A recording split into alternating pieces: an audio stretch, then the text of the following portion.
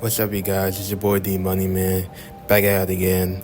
I just want to say that today we're going to do a review of Gen V Episode 4 review. Let's get into it. So for starters, let's start with the story. Now the story here is that after Sam and Emma escape from the Woods facility under God U, Sam brings Emma to an abandoned drive-thru to hide out. Then Emma goes back to the school to warn everybody. Meanwhile, a soup detective named Ted Knight goes to the school and does some detective work on Luke's death at the school. And so now, Ted Knight is interviewing Maria and her friends about what happened between her and Golden Boy, aka Luke. Now the story here, y'all, the story's pretty good, you know what I mean? You know, there's the first character debut of Ted Knight, which was in the comments, so we're gonna talk about him more. So like, Ted Knight, he is a parody of Iron Man from Marvel. Because if you see his appearance, you know, he's also like a billionaire also in the comics, and he doesn't really have any superpowers in the comic books, really, like he does here.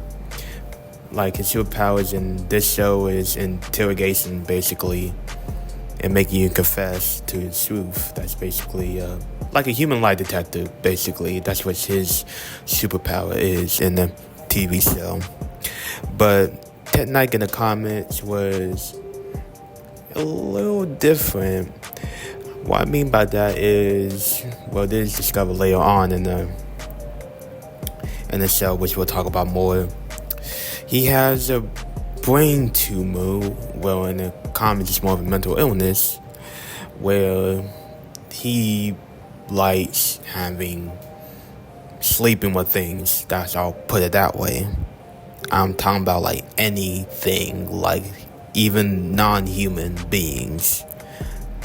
So yeah, that was his little thing in the comic books.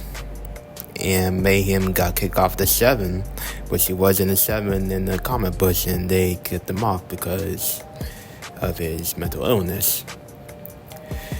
But yeah, on to the characters. Now the character here is that I like Ted Knight, how they adapted him from the comic books into the TV show, and he was really played by Derek Wilson, I believe what his name is, which is pretty good. He did a pretty good job playing the character.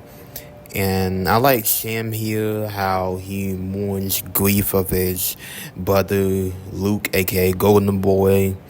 You know, he really misses his brother and finds out that his brother is dead by Emma, and that was real satisfying to watch, how he's just a broken kid and kind of like a little bit of a lab baby, so to speak. And parents is not even better, so yeah. And then Rufus. Now, Rufus is a character in the show that basically trying to help Marie solve some things, and then turns out he ends up in the room with her and basically tries to get it on with her. But until she finds out, she used her powers to explode his men's area, I would put it that way. And she left the room, and turns out he's a creepy perv. So there was that, I guess. If you watch the scene, you know. Anyways, let's go into the lights. Now, the lights here is that the Ted Knight changes. I think it's for the best for this TV show that they change certain stuff, what they did to him in the comics and in the TV show. I really wish we get to see a suit, though, like in the comic books. So, I wish we could see that. But, to be honest, it's best for the changes, best for the voice. Sam's ear penetration. So, let me explain this. So, there's a scene where Sam sees this guard in the Woods facility attacking Sam, and then she jumps right into the guard's ear and meshes with his brains, so to speak, and he died. All this blood coming out of his ears and stuff. It's just seen in the trailer if you guys haven't seen it. And I thought that was pretty cool and very Ant-Man like, kind of like Ant-Man in the butt meme that's been thrown around. So funny. Sam's brutality.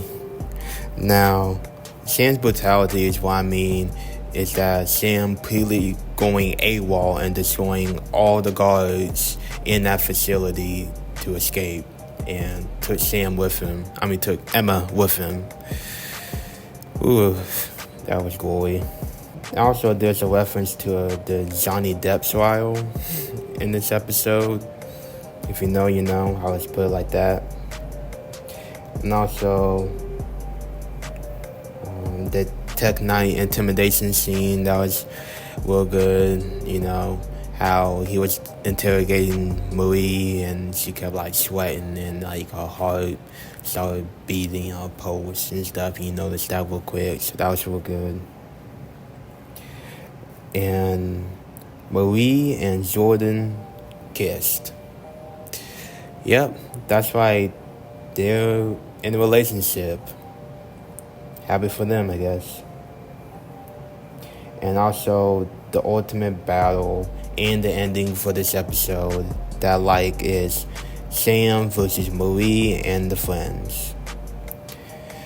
That was a real good fight scene to see all the powers. Marie using her blood powers, and then Andre's telekinesis, and